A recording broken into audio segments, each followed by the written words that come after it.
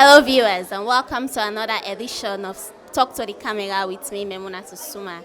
Today the camera is at Freetown City Council Auditorium as the Mayor of Freetown they are about for launch the Freetown Cable Car Project. So stay tuned as we get through waiting this cable car project all day about. Bank, United Nations, representatives of the Freetown City Council. It gives me great pleasure also of the press here. Gives me great pleasure to give a welcoming word to you this morning, representing one of the funding partners of this event. Funding partner being the German government. If you read funding partner and implementation partner, you see it the other way around. We are one of the funding partners, the German government. Cable car is a fantastic thing. I love cable cars. And cable car in Freetown, well, that is really a fantastic, that is an ambitious, a utopian vision. I stand here having the privilege of greeting you, not because now there is a German company waiting to build and operate the cable car in Freetown. And the German Development Corporation does not have a cable car in its portfolio at this time. But we do want to give an impulse to try and do the extraordinary, outrageous, unheard of. We must think outside of the box, as they say. We must break with business as usual strategies. Because all of us together, we face a dramatic climate change. We all know emissions of greenhouse gases must come down. If we want to avoid the worst disasters and secure the future of our children. The effects of climate change are already felt in many parts of the world, here too. And emissions are not on their way down, they are still rising. Cities play a crucial role in creating a livable future. More than half of the world's population lives in cities.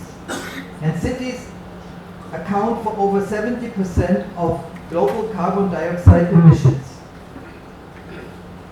I am happy that Germany, together with France and the United Kingdom, is co-funding the C40 Cities Finance Facility, the CCF.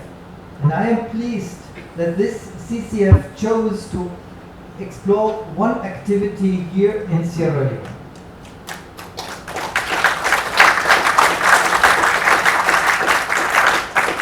The C40 Cities Financial Facility is supporting the development of new green infrastructure in cities across the world. Their projects are based around the world and focus on transportation, energy, and adaptation to the challenge of the changing climate. Freetown is a prime example of such a CCF partner city. Transport is one of the primary sources of carbon dioxide emissions here, and air pollution about 30%, and the city wants to tackle this by improving an essential municipal service, public transport.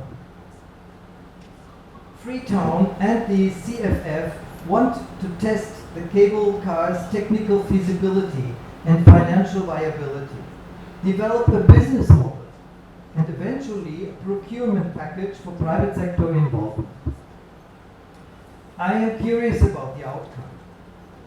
I find the whole project very ambitious, as I have said, but it is absolutely worth studying. New things have to be developed if we want to make any headway in fighting the climate change and decongest an overly stuffed road network as it is in Freetown. I keep my eyes on Freetown in the years to come. I keep my fingers crossed, and I want to be amazed that the city succeeds getting a cable car in motion and that a private company makes money with it and that other private companies make money producing the necessary energy, climate friendly. And that is all I want to say here. Thank you very much for listening.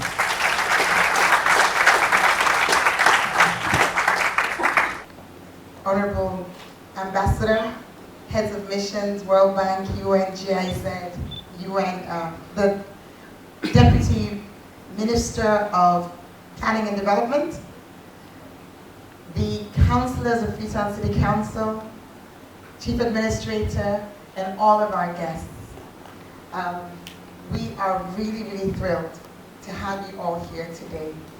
And Marco, representing C40 Finance Facility, and Max, who's here somewhere, a special welcome to you. It's been a journey for us, and the journey starts with Transform Freetown. Everything that Marco has said, that others have said, have confirmed that what this represents is our understanding as a city of what our challenges are defining what a solution could be, and then are collaborating with partners through competition sometimes to get to this stage. Next slide. On this point, Freetonians, most of you are aware that Transform Freetown really seeks to take a comprehensive approach to dealing with the challenges of our city. Whether those are access challenges, whether they're sanitation challenges, whether they're environmental challenges, or indeed whether they're mobility challenges. So Transform Freetown has its 4 clusters of resilience, human development, healthy city, and urban mobility. And under urban mobility, those specific challenges are what we are seeking to address through this intervention. And this intervention will address more than the challenges, more than just urban mobility challenges, but they will be key. So what's the first one? Our population, the population of our city has grown exponentially in recent years. For those of us who live in the informal settlements, those of us who move through Eastern Police area, or indeed Longley at any hour of the day or night, you will know that Freetown's population is growing, not reducing. And with that growth also comes the need for more passenger movement. So we're looking currently, based on a World Bank study in 2018, we're looking at Freetown's public transport needing to move up to 14,000 passengers per hour. But we also have a situation where that transport, and this is why I said the challenges we're seeking to address are not limited to urban mobility. Because transport is what moves you. Whether you need to move to school, whether you need to move to a clinic, whether you need to move to work. So because of that, we need more access, and particularly for those hillside communities, in order for them to access, more access to transport, in order for them to access education and healthcare. But what do we see? I don't know what your journey was like to work this morning or to this event. I'm not sure how much time you spent in traffic, but I'm guessing it was considerable, because we've seen congestion rise in the city, particularly in that east-west corridor. And with that congestion, and with the age of our vehicles, means we also have more greenhouse gas emissions, CO2. And we know, most of us know, and if you don't, I can share with you, that when it comes to global greenhouse gas emissions, Africa is not the major player. We represent less than 4% of greenhouse gas emissions globally. So one might ask, why do we care? Well, we care because greenhouse gas emissions don't just affect the ozone layer, they affect your lungs. When you're sitting in that traffic and you're breathing in the fumes from the pora behind you, and the old taxi that's probably not meant to be on the road in front of you, that smog, though that carbon monoxide that you are inhaling, leads to lung cancer, leads to respiratory diseases. So we care about CO2 emissions in the Freetown context. And so we're wanting to reduce that. And we're also wanting to make sure that we're linking communities closer together. I'm Pressing? Right. What have we had? We've seen isolated communities emerging in the hillsides and in the slums as our population has increased. And there isn't really much of a way to connect them. For those of you who might know communities like Moiba, communities like Sumaila Town, getting up to Mainkine, it really is a trek. And very often you hear of situations where a woman who is pregnant loses the baby because she can't get down, she can't access public transport. What this will be doing will be addressing this and many other challenges, including making transport safer. So as Marco said, in order for us to win that competition, in order for us to be selected to go through that application process successfully, we as a city needed to have done some work. This morning I was on AYV and I was explaining the journey that we have gone through. The journey that started with the articulation of what a solution might be. I remember very distinctly sitting in the old mayor's parlor when a gentleman was Mr. Nicol. I'm looking at Madupe. Alex Nicol. Alex Nicol is here today. Could you just, I'd just like to acknowledge you. Alex came into our office. He made an appointment to see Madupe. And he came and said to us, Mayor, you know what we should do for Freetown? A cable car. That's how the conversation started, with a single meeting. And then through a process of research, of studies, of engagement, of me meeting the mayor of Medellin, which is the city that started the first mass public transit cable car system, we moved forward. We engaged the Ministry of Environment and EPA. We did a co-funding application, which sadly was unsuccessful. And then through our membership of C40 cities, having built up this body of work and done our own pre-feasibility, we were able to put an application, which today means we are now on the path to implementation.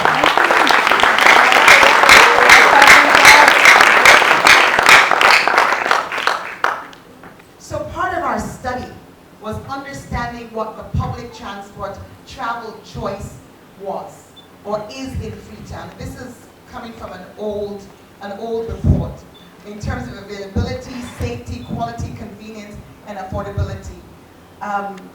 Moving on to the next slide. I think what really is so significant for us, and I'm going to then hand over to Madupe to take us through the technical details of what the new system will be like, what Freetown Cable Car will look like. What I wanted to do was to give the context, to give the reason, the why, and then also to frame this within the national and Freetown commitments. So I always say, I said it again this morning, if you fail to plan, you plan to fail. That's why Transform Freetown acts as our Bible. It's our 4 clusters, 11 priority sectors, our 19 targets, and everything we do is linked into achieving those. But at the national level, there's also, in the Ministry of Planning and Development here, there's also a national objective to transform transportation systems and provide the strategic basis for a mass transit solution. So we're pleased that what we're doing in the city is complementing the objectives of the national level, of the national government, by providing this adequate transportation infrastructure for national development. And also, of course, providing a model which potentially could be used in other parts of the country. We are integrating and properly coordinating infrastructure. So I know the Ministry of Transport, I hope they're here. I haven't seen, I'm sure they're represented because we have been engaging with them. And what we're going to do is have a system, which Super will show you in more detail, that interfaces with the World Bank funded project at the national level, which is also a rapid bus transit.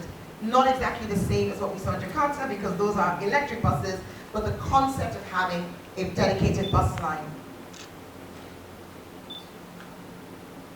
So in addition, of course, to meeting the objectives at the national level, we also have nationally determined contributions which are about our climate action. And here again, we're pleased that this work will ensure that those will contribute to meeting those targets.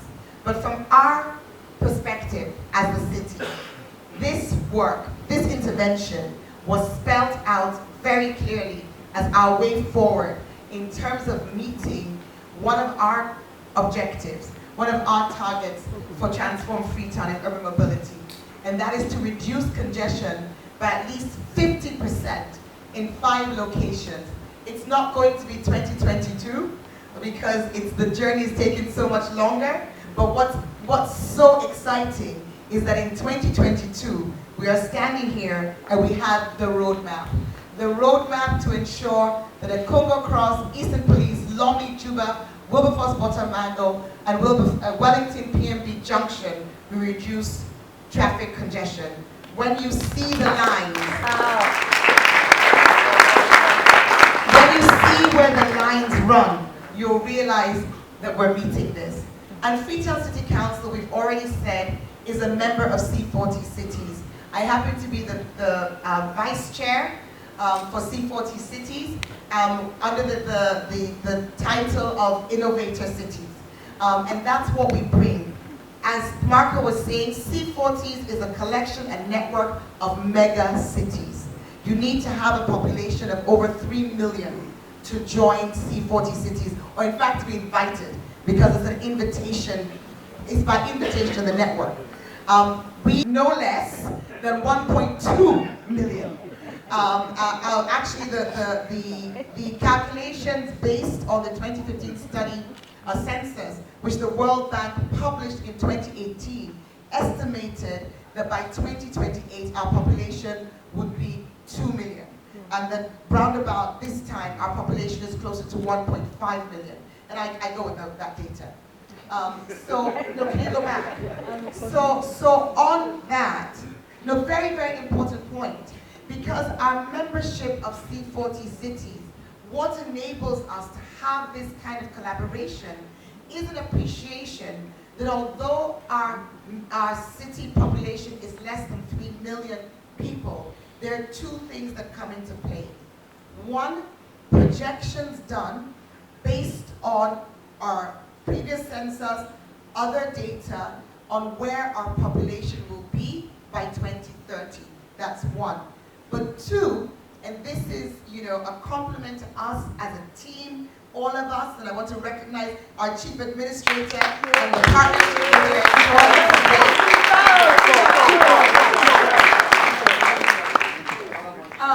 This is based on a second very important point, and that is innovation. We are in C40 Cities because the innovation that we've demonstrated through Freetown the Tree Town, through our sanitation initiatives, and now through this intervention of the cable car, these innovations, commitment to climate action is why, even though our population, and I'll say it again, is currently between 1.2 and 1.5 million people, even though we're under the 3 million, that's why we're in C40 Cities. So we have a commitment to clean air through C40 Cities membership, which this intervention will enable us to meet. So with that, I'd now like to call on our colleague, Madupe Williams, Engineer Madupe Williams, who was in that meeting with Alex Nickel all those months ago, over 2.5 years ago now, and who, although he works here on a pro bono basis, has been dedicated and worked so hard to ensure that we not only moved forward with a pre-feasibility, but that we were successful in making this application for the funding for this full feasibility study. Engineer Madupe Williams, the floor is yours. Hello and welcome to this interview, ma. We need an introduction from you, please. Okay, Mina Yvonne Akisoya, Mayor of Freetown. Okay, so our worship, waiting this cable car project all day about. This cable car now for revolutionize, transform transport in Freetown. So we done the work on now for 2.5 years. Wait, it go mean say we go get this kind cable car. I don't know if the camera can look. Wait till like cubicle, or how for say small cars. If you think of train, you get the different coaches the way you go inside, and then we get 3 lines. We start off with the east line, and this go enable we from move 4 to 6,000 people inside 1 hour. It do away with on the main route, because you go still need your Okada for care. You go up now your junction, you go still need your keke, but it go really reduce that traffic congestion now the main east to west routes. But it also go take we and connect we to underserved communities on the hillsides. So the first line, they go from CBD, the Central Business District, to Eastern Police, from there to Hillside Bypass, from there to Kissy Ferry Junction. Then we get the West Line and we get the Mountain Line. And today, a very significant day, because for let you make this kind of infrastructure investment, you need to get very strong plans where they meet all the safety requirements, where they meet all these technical specifications, but importantly, we also get a strong business case where you're able to bring private sector finance for can say, okay, well, they put me money, and also I go get me money back with time. So the way we don't launch so today, now in partnership with C40 Finance Facility, we apply to them. We now be one of 86 cities we apply for this particular thing here, and we're one of 14 cities we've been successful from around the world. So then now they come with funding from the German government, the British government, and the French government for where we actually now do the detailed studies and finance structure. This phase here, it'll go up until March 2024. By the time we reach that side, all team for them cook properly now, so that the next step now for let we begin the construction, and the construction of INSEF now under 2 years. So we look at a cable car being built for let we begin see that walking in at this Tonga in under 2 years, and then under 2 years, because yes, exactly, because we side in July 2022. So in under 2 years, and then by God in grace and power, we could see that then translate into the construction and operations within the next 2 years after that. So for person way, the people are really afraid about this cable car, like you dey on top of the wall that you see down. How will they assure them say this actually safe for them and it not go be any form of harmful something? Yeah, so I've been say just now, some people are be afraid for going a plane. Me no person within this council where we move kind of this building, I'm afraid for use the lift, because we lift to go up to the 15th floor. And the assurance we will give is that we're not going able to pass the due diligence, the feasibility studies. We're not going to pass them without the safety.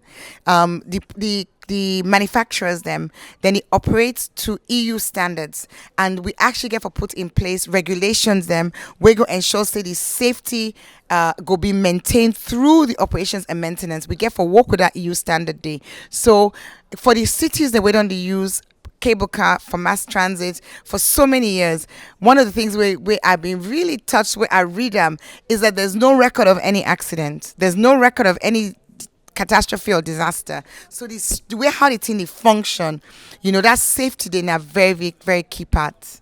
So the people that we actually get for they in charge of this cable car business for ride in particular, they need for go under any form of scrutiny or criteria for me they able for ride.